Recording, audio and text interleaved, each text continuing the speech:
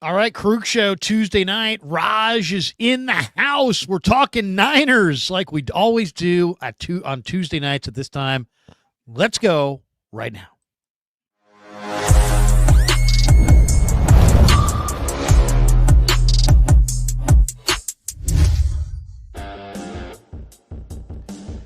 Welcome to the Krug Show, brought to you by Pig and a Pickle, the best barbecue in all of Northern California. Check them out. They're in Emeryville. They're in Corte Madera. They're open 7 days a week from 11 a.m. till whatever time they run out of barbecue. And they do run out, so get there early. Go say hi to Damon and Mary. Get some brisket. Get some brisket chili. The brisket chili is absolutely amazing. Tell them the Krug sent you. We're also brought to you by Sharp Corners Sports Cards and Collectibles. They're at 205 Cypress Avenue in Pacific Grove, California on the Monterey Peninsula. My friend Anthony Catania is at 831-521-5264. And we are brought to you by BetUS. And then you guys know I use BetUS as my official sports book. Did you know they also have an online casino? That's right.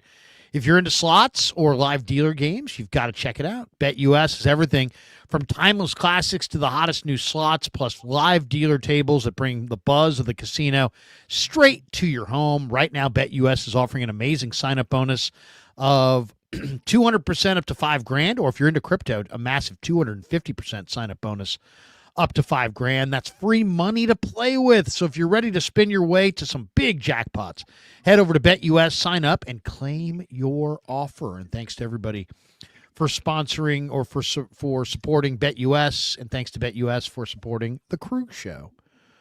Well, today in Ninerland, there were a bunch of different stories. We could go in any number of directions, but Raj, I want to start with probably the most salacious story of the day, and that is Diana Rossini reporting this morning that some teams have been poking around to see if Brandon Ayuk is available in a trade. I got to be honest, man, this one shocked me. This guy's coming off an ACL, a torn MCL, a torn meniscus, probably is nowhere near ready to play. And yet there's no indications the Niners are willing to move him. Heck, they just signed him. 4 years, $120 million last summer. Trading him would cost them a $41 million cap hit if it's done between now and June 1st. If it's done after June 1st, it's still going to cost them like $30 million on the cap hit. So I don't know. I mean, this thing to me makes zero sense from every angle. I mean, you're going to trade a wide receiver that you just extended, who's been seriously injured, and you're going to take a $41 million cap hit to do so. And you're going to trade him when his value is the lowest. I mean, I don't get it. I mean, the only positive I see is that it would wipe, 100 to 120 million off the Niners' books, but it would also penalize them heavily in 2025, a year that they are intent on getting back into the Super Bowl mix, and also a year they'll be paying their quarterback for the first time. It looks like big money. I just don't get it. I don't see Ayuk being valued by other teams due to his contract status and his injuries.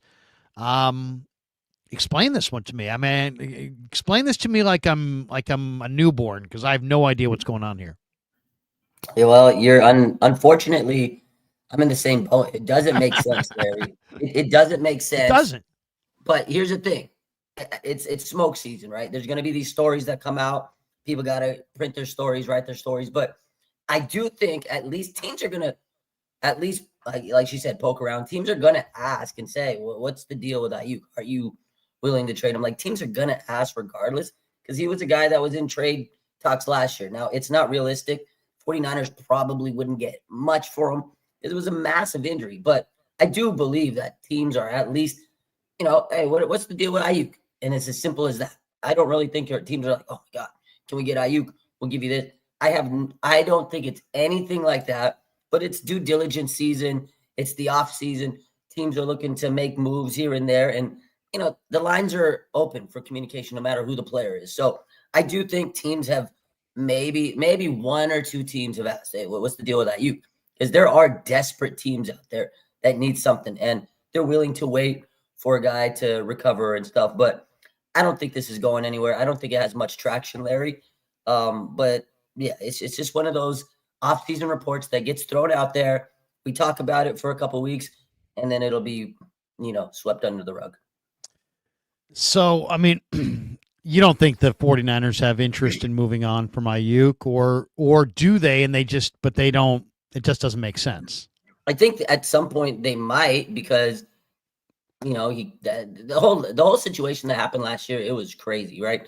The off season, and then he got hurt and stuff. But there really is no value for them to trade him. I think maybe they'll always look to enhance their roster, right? Even when Debo signed the big contract, they looked at trading him for several years, right? So I think they're always looking to upgrade, and if it makes sense, for sure. But I don't think right now it even makes sense for them. They gave him the money. They're going to probably say, okay, come back, see if you can prove yourself to us again. But with the injury, what are you going to get from? What are you going to get from? 6th-round pick, Larry? 7th-round pick at best? You know, I don't know. I mean, I've heard people suggest a 3rd-round pick, but I just don't think that's realistic. Especially if he had just torn one ligament to be one thing, he's got 2 torn ligaments and a torn meniscus. I mean, I think it's safe to say that it's reasonable to expect that he's going to be a little bit diminished from what he was, and you're paying him top dollar. And I realize there's a bunch of teams that need a receiver, but I don't. I guess I don't believe either report. I don't believe the Rossini report that says that a bunch of teams are interested in him. I don't believe the report that came out earlier in the week that said that teams might have interest in Debo. I that seems unlikely as well. What do you make of that? I mean, the Broncos apparently said today in Indy that they have no interest in Cooper Kupp or Debo Samuel. But I don't. It's hard to envision there being a market for either guy if you've really done your homework. No, I 100% agree with I disagree with you, but I agree with the report saying there's got to be some desperate team that thinks they can take Debo and turn him into something. Like, there's team like the Patriots. They need they need anybody to play wide receiver. Yeah. If I could go out there and play wide receiver, they might give me a contract to play wide receiver. Larry, there's teams that are desperate enough because there's coaches, there's people in the league that think they can make anybody good again. People get washed up, but they go somewhere. Like, we need to have him. DeAndre Hopkins, he's washed up, but teams are like, we got to have him. We got to pay him. There are teams out there, Larry, that will pay. If you got the name, they will throw money at you. OBJ was getting money thrown at him like he was OBJ from the Giants for years, these last couple of years. Teams, I guarantee you, are looking and saying, hey, we got to get Debo. He can turn it around. He's just, lost his motivation with the Niners. We can get it back for him. I know there's teams. It may not be a lot, but I can say there's probably teams out there that do want Debo Samuel. I think the Patriots would be one of them. They need anything for Drake May. I understand what you're saying too. I don't know though. It's this is such an interesting offseason. Usually when you commit to your quarterback, like the Niners are doing here, they're going to commit to their quarterback. Generally, you spend the rest of the offseason supporting that quarterback, adding receivers, adding offensive linemen. And yet they're talking about potentially trading his two best receivers away in a year they extend him. I mean, that just seems really weird. Let me share the screen on this one. This is more on Rossini. This is from The Athletic, and we'll hear the audio here. Here are Chase Daniel discussing the Niners. Here we go. Oh, yeah. I never ask you to do this. I want you to do this. Can you play GM? Can you be John Lynch for me? Where are you cutting? Well, CMC's getting older. I'm not saying cut him. Can you redo his deal? Can you move some money? You got to get the $19.5 million off of Debo Samuel's books, right? Like that. Look, they're going to try to trade him. They're going to try, but I don't know what they're going to get for him. I don't see teams pounding on the door for Debo right now. There are some teams poking around now to see if the 49ers would be willing to deal Brandon Ayuk. Let me just take off the GM hat and put on my quarterback hat. If I'm Brock Purdy and I even get a whiff of you trying to trade my number one receiver, I am not signing with you. I am going to pull the leverage card and I'm going to play out another deal. What do you think of that? Yeah, I know everybody. I see your point. You can't trade his top weapons and stuff. But here's the thing, Larry. Brandon Ayuk's probably not come back to midseason. So you're at a loss already with that, okay? Debo Samuel, he's a shell of himself. Someone in the comments said he had mustard on his Super Bowl jersey. That's fucking hilarious. You got Ricky Persall. He's going to be better, right? You got Jacob Cowan. You got Juwan Jennings. You got George Kittle. It's not like they don't have talent. They could go get players. They can get a veteran in the free agency market or in the draft. People are acting like the 49ers have absolutely nobody. Deebo Samuel is worth a 6th-round pick is what people are saying. So it's not like you're bringing back all-world Deebo Samuel. Brandon Ayuk, right, you're taking the loss. He'll come back mid-season. You can go get more weapons, whether it be the draft, whether it be free agency. I don't think getting rid of Deebo or Brandon Ayuk is going to be the end-all for Brock Purdy. Because, again, he has a good young talent as, wide receiver waiting in the wings with Ricky Persall. And I know he's going to develop and get better with them. So it's not the end of the world if they get rid of these guys, Larry. But I think they can bring in somebody else this offseason. I really do. If they lose Deebo Samuel, I'm not losing any sleep. If they lose Brandon Ayuk, I'm not losing any sleep. We saw what happened last year. Ayuk blew his knee out. He may never be the same person ever again, Larry. I know. No, I know. I mean, when you and I have joked about this, about, my buddies in the Canadian League who used to say, hey, man, sometimes after a while, you just are the name on the back of the jersey, and it's kind of doesn't stand for a whole lot because guys get worse. Guys get old. Guys get old fast in football. You can't get into this. I love this guy because you know what? The careers are short. Here's Mel Kiper's NFL Mock Draft 2.0. I'm sharing the screen on this one. Why? Because it's very interesting. One, he's got Abdul Carter going 1, Cam Ward 2, Travis Hunter 3. I think that's the way it's going to go in whatever order. I don't know what order, but those are the top 3 guys.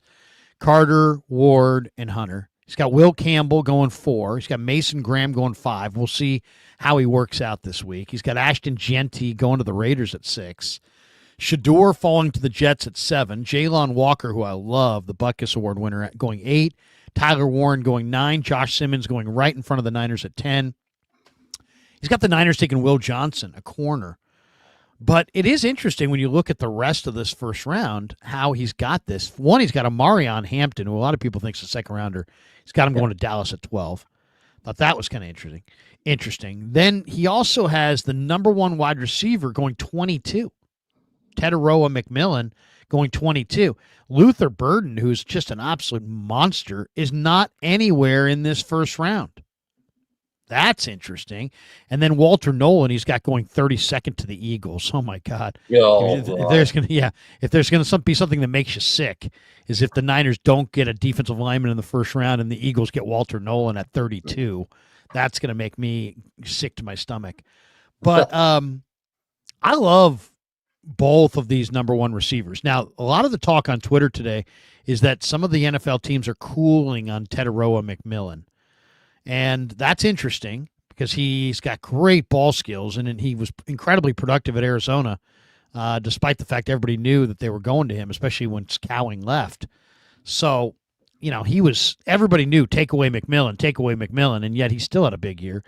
And then Luther Burden is super dynamic. I mean, he's a tough kid from East St. Louis who I think is going to run in the 4.4s, and he reminds me a lot of Deebo.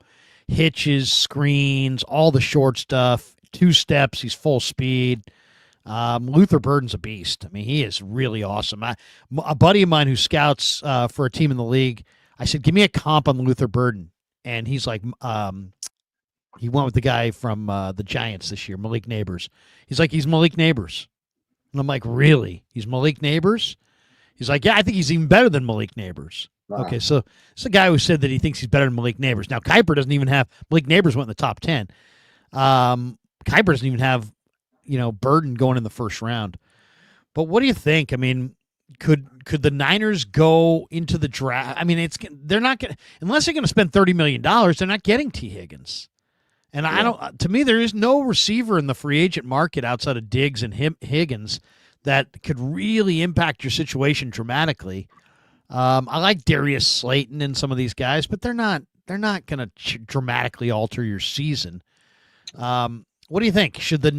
Is there any scenario where you could entertain the idea of trading back from 11 into the late first and trying to go for either McMillan or Burden to start, and then gain more picks and try to build up your line after the first round? What do you think? Yeah, there's so many different scenarios. And yeah, I agree. I know the chat, and I know you just said there's not like impact wide receivers. Somebody said name them when I was saying that. Obviously, there's not like a big time player, but I think the Niners are banking on the players that they have already, Jennings and, Pearsall, to take that leap. But I wouldn't hate it if they traded back. But if they took a wide receiver in the first round, I think fans would be a little irritated because you've had wide receiver. You paid Debo, you've paid Brandon Ayuk. Obviously, he's hurt, and now Debo, right? He couldn't separate last year. He struggled. So you're gonna get rid of him. Now you get another wide receiver. You took a wide receiver last year. I think people have been screaming, go fill the trenches, go fix the trenches, offensive line, defensive line. And if you fail to do that again, you're going to be in the same point you were over the last couple of seasons. You're going to have a good team, but will you have enough power in the trenches to defeat teams like the Eagles when it matters most? And I don't know. Yes, we definitely could use a wide receiver, but is that the most important thing in the first round? Like, I just don't see it. Like, I want him to take the best available talent. And I know the mock draft is there. That was Kuiper, but Yep. Daniel Jeremiah also had him. His latest mock last week was Will Johnson. So they both kind of agree with that. It's going to change 20 times until the draft because that's how it goes. Teams get, they hear different things. The combine changes things, et cetera, et cetera. I wouldn't hate Will Johnson, although I do want a big time defensive lineman if the offensive linemen are taken. And if the Eagles get that 30, Walter Nolan at 31, 32. I'm sick right now. I'll be even more sick if that happens. I mean, come on, man. But I think the Niners, I wouldn't hate if they took Will Johnson, but he is coming off a season where he was really injured. It's like, do you want to throw all your chips on a guy that's coming off an injury again? In Michigan and the 49ers, it really hasn't mixed so far. Ambry Thomas, Ronnie Bell, Jake Moody, it hasn't mixed. Maybe you need to go to another college because it just hasn't worked. Well, I'll say this too. I mean, here's the one thing. I just want to take a great player. That's all I want. I'm not worried about anything else. Here's why. Because, I was looking at Matt Millen's run in Detroit because he took a bunch of receivers, right? So his run, he took Charles Rogers.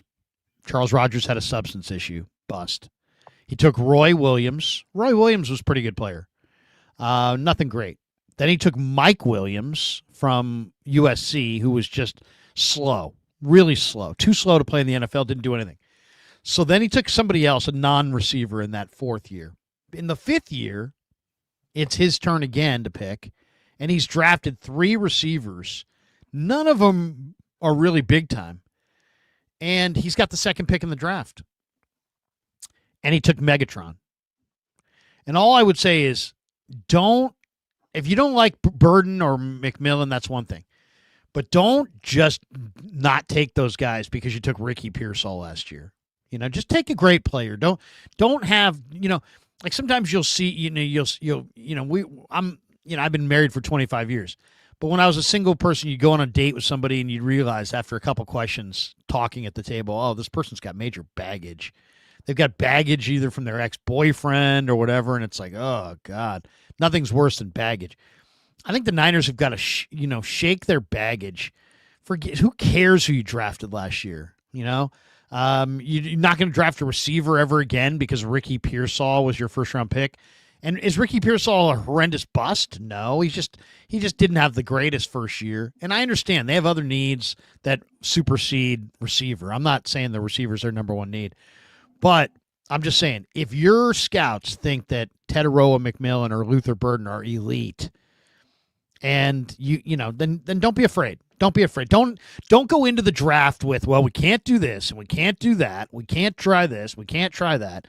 I think when you start living by too many rules, that's when you start to be screwed. You know what I mean? It's like, we got to have a guy who can start, who's at a position of need, but he has to come from this conference, and we've got to have no, and no. Just do what Detroit does. Pick great players. Pick good players. Great it's not players. a bad idea. Pick great players. Because Detroit's offense it's insane, man. You're right. I agree to an extent. Yeah, I mean, I don't know if the receivers are great players. I'm just saying if they are. Yeah. Then don't be afraid. Just take a great player. Okay. We got a breaking update actually. Do we? Go for it. Go for it. Wait a second. So per sources, according to Matt Barrows on Twitter, there was no ouster on Greasy, who is well regarded by the team's quarterbacks. Greasy just didn't want to coach anymore. earlier this year he declined to interview a request for the Jets head coach. So he stopped. He done coaching. Okay, so I talked to Greasy, and this is Matt Barrows right now.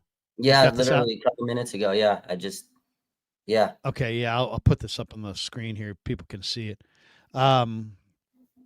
So, you know, as a young man, I scouted in the Canadian League, and then I scouted in the NFL. I was 25 years old. I'm scouting in the NFL, and I've got a burgeoning scouting career. And then I started kind of taking a close look at the people who were doing what I was doing, and a lot of them had fractured relationships. I mean, they had great jobs that I wanted, but they didn't have very good families because they just were gone all the time. You know, it's like football coaches are gone a lot. I mean, they're away. I mean, it's not a normal job. It's not like, hey, Dad dropped me off at school and then Dad picked me up. No, Dad did not pick you up. Dad's watching film. Dad's talking to George Kittle. Dad's watching more film. Dad's talking to the doctor. Dad's meeting with Kyle. Dad's doing anything but going to my soccer game, but picking me up from school, but taking me to Boy Scouts, whatever. You know what I'm saying? It's not a normal life. I mean, there's a lot of hardworking people in America, man. And 40-hour week is no longer the full week for a lot of people. There's people that we work 50-hour weeks, 60-hour weeks. NFL people in season work 100-hour weeks. So I asked Greasy, I said, do you want to do this? Because he was doing TV. TV, you roll in on a Thursday, you go to the facility, you meet with the guys, you stay in a 5-star hotel with your wife for a couple nights, and you do the broadcast, you fly out. You know what I mean? It's you're away from the family for a few days, but it's other than that, then you're back and you're just your normal dad again or husband again. These NFL coaches, man, I don't care how hard you think you work. They work harder.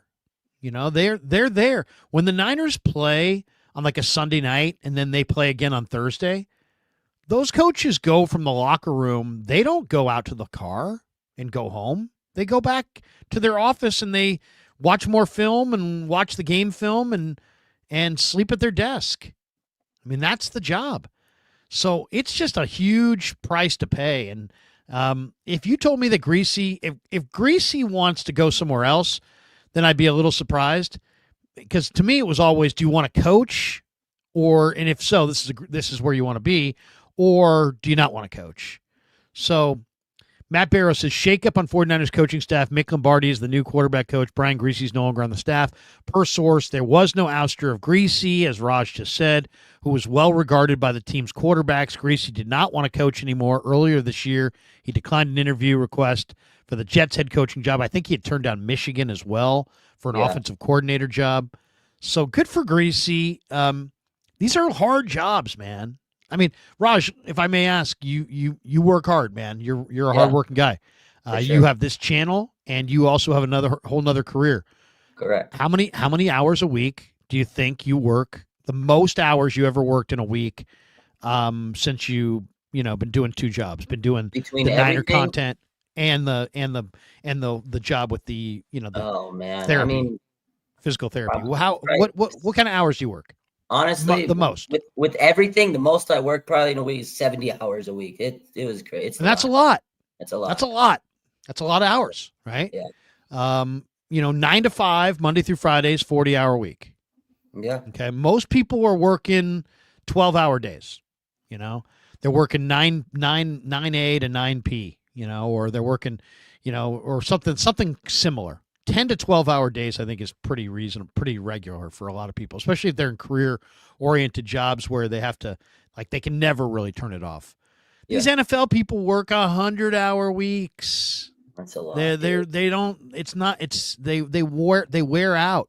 Have you looked at Kyle Shanahan? He's aged 15 years just since in the last 8 or 9. So I mean, it's just probably even more. It's probably aged 20 years.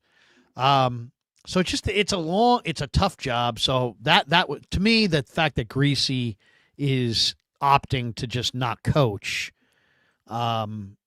is probably a better thing than just he left for another. I think so. Yeah. Yeah.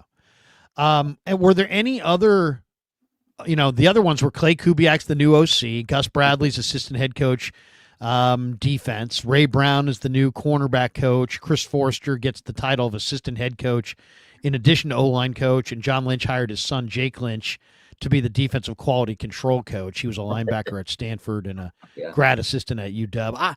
I'm impressed that they made Lynch's kid defensive quality control because his dad's the GM. I mean, he could have gotten a higher job, but he took the lowest job on the poll because that's the right thing to do. And I admire the fact that Lynch didn't force feed. He didn't make his son like the assistant GM, like a certain basketball owner I know. He didn't move out Jerry West and Bob Myers for his sons. He didn't fire Tariq Ahmad and R.J. Gillen and say, Jake, you're my right-hand man. He said, you know what? You want a career in pro football? You're going to start at the bottom like everybody else. Defensive quality control is probably as close to the bottom as it gets. And this guy played major college football and has a degree from Stanford. So, I know people look at that and be like, nepotism. But you know what? I don't look at it that way. I think if it was true nepotism, he would have been way, way higher up. This kind of shows that both John and Jake want to see Jake do it the right way, which I admire. I absolutely admire. Yeah. I mean, people call him a Nepo baby, but it is what it is. Maybe he did get in with the team, but yeah, he has to earn his stripes, Larry. He's a quality control He's not coach. starting high up. He's starting low. He's got to earn his stripes, but I could see him turning up the rank, but good for him. He's get to coach with his dad. That's probably a dream job. It's pretty cool that he's going to be on the same staff as his dad. I don't know. I thought that was a cool hire. We'll see how that goes. But overall, I like the coaches that they've hired. Gus Brad, to me, the really big coach that nobody talked about a lot because obviously John Lynch's son took the spotlight, the Kubiak, all that stuff. Gus Bradley, to me, is such a W hire. He's the assistant defensive coach, basically. He's the assistant coach on the defensive side. If Robert Salah becomes a head coach, you got your new DC just waiting in the wings, and he's a good defensive coach. He's a good defensive coordinator. I think that's actually a hell of a hire, and he's got some pull around the league. Players that have coached, played under him when he coached the Colts. I'm saying DeForest Buckner, a couple other players too, but that's of note. But I thought it was a great hire, and he's the assistant coach. So Salah has a heck of a squad. Like if you look at last year's coaches, you had Nick Sorensen and Brandon Staley compared to this year. They got Salah and Gus Edwards. I mean, that's or Gus Bradley. Did you see what D'Amico said today? Yeah, I did. I saw that. Wasn't that incredible? Here's the quote. This is D'Amico in Indianapolis. He's talking about Robert Saleh. He said he's one of the smartest coaches I've ever been around. He's a really good teacher. I think fundamentally they're going to be more sound. He's going to be a stickler for details and techniques. I think you'll see an instant improvement. That was great to hear. Great to hear. And that was from D'Amico. Gotta love it. They go ahead. From each other. They learned from each other. D'Amico took the role after Robert left. They both became, good coach. D'Amico became a hell of a coach now. So you got to love to hear that. Another thing that was finalized today was announced today the franchise tag values per position. And did you see the quarterback franchise tag value is $41.3 million? The Niners are hoping to get a long-term deal done with Brock, and I'm sure, if they get a long-term deal, then they can defer, they can move some of that money around. It'll be more favorable against the cap than if they franchise tag him at $41 million. Yeah. But if you look at, like, Deshaun Watson's making 46, Kyler's making 46, Jalen Hurts 51, Lamar 52, Herbert 52, Goff 53, Tua 53, Burrow, Love, and Lawrence 55, and Dak is 60. 41.3 on the franchise tag. I know you can't, have that cap relief that you would have if you signed him to a long-term deal. But I'll tell you, the advantage of the $41.3 million is you get a whole nother year to evaluate. How tempted would you be if things get really kind of, testy between Kyle Strongen and Parag and John as far as the negotiation on the Purdy deal? To just say, hey, why doesn't Brock play at 41.3 for 1 year on the franchise tag, and we'll see if we can get something done in the next calendar year. Do you think the Niners, do you think that option is on their plate, or do you think they're so committed to getting it done this year that the franchise tag is not an option in their mind?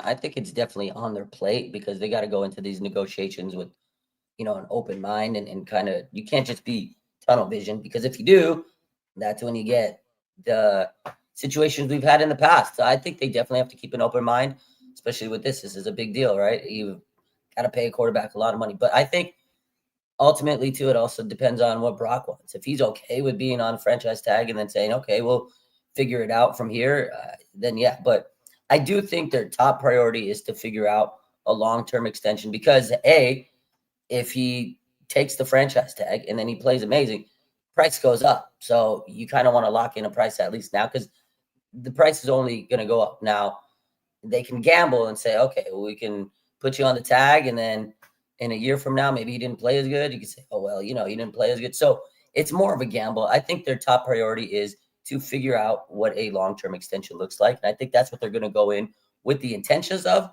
But I think in the back of their mind that it's going to be there. And they're going to say, look, we do have this plan. I mean, you have to throw everything when you're, going through negotiations. Say, hey, look, we have plan A, we got plan B, we got plan C. But I think ultimately they're going to get a deal done. I don't think there's any question. And I honestly think they're going to get it done relatively quick compared to the past. I think this offseason, it's just a different feel to it, Larry. Like, I feel like they've learned a lot. They know they got things to take care of.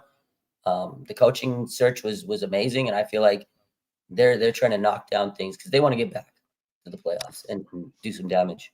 3 quick hitters and we'll run for the door. Gronk, according to reports, may opt out and unretire and return to the NFL in 2025. I saw Dave Lombardi said, he'd be the perfect tight end to be added opposite George Kittle. What do you think? Should the Niners, if Gronk comes out of retirement, sign him? Well, that turned out to be fake news. There were some reports later in the day that I think Rap Sheet. That was fake. That sounded fake. It sounded fake to begin with, but I mean, yeah, if he ever did to be tight end too, but his windows, he probably maybe has one more year, but no, it's fake news. The Commanders have given Jonathan Allen permission to seek a trade. Should the Niners show interest there? I wouldn't hate it. And lastly, the Eagles plan to make a strong effort to re-sign linebacker Zach Bond. The 49ers are 3-1 in Vegas. 3-1 choice to sign Zach Bond. This according to Howie Roseman. He says that we're going to try to re-sign him. Some people feel like the Niners may try to poach either him or Milton Williams off that Eagle defense like they did with Hargrave and try to, go right at the Eagles in their rebuild. What do you think? If it came down to Milton Williams or Zach Bond, you can pick off one of the Eagles' front 7 defenders. Which one do you want? I mean, if I'm being honest, I'd take Bond. He was great. Heck of a player. And if you take him, though, you're basically telling everybody you're not getting Greenlaw back. So then it comes down to, is it Bond or Greenlaw? And Niner fans will be sick if they see Greenlaw go. But I think you're getting a really good player that's healthy. I wouldn't hate it. So it's a win-win in that situation. I wouldn't hate it. Yeah. All right, Raj, tell people, we're going to cut this a little short. Raj is not feeling 100%, and I don't want to drag him into the night too much longer. But Raj, awesome stuff. We always love rapping with you. Let's hit a couple of these on the way out the door. Kid Trixus says Boise State Ice Swallowcomb is a day 3 sleeper wide receiver. I'll have to check him out. Harry Johnson, says can't we get past hiring these kids of and friends of Shanahan? It's lazy. Do they even do a search? Well, you can call it lazy, but people oftentimes hire their friends and hire people they're comfortable with. Thomas Selman says would love the Niners to get Walter Nolan or McMillan, Tedoroa McMillan, or an offensive lineman in the first round. A guy like Quandarius Robinson from Bama could be a sleeper at edge, outside linebacker later too. I'll have to check out Quandarius Robinson. It's a great name. That's going to do it for us. Thanks to Pig and a Pickle for being the title sponsor of the Krug Show. Thanks to BetUS for being a proud sponsor of the Krug Show. Thanks to Sharp Corner Sports Cards and Collectibles. For Raj, I'm Larry. Have a great night, everybody. We'll see you tomorrow on The Sports Leader.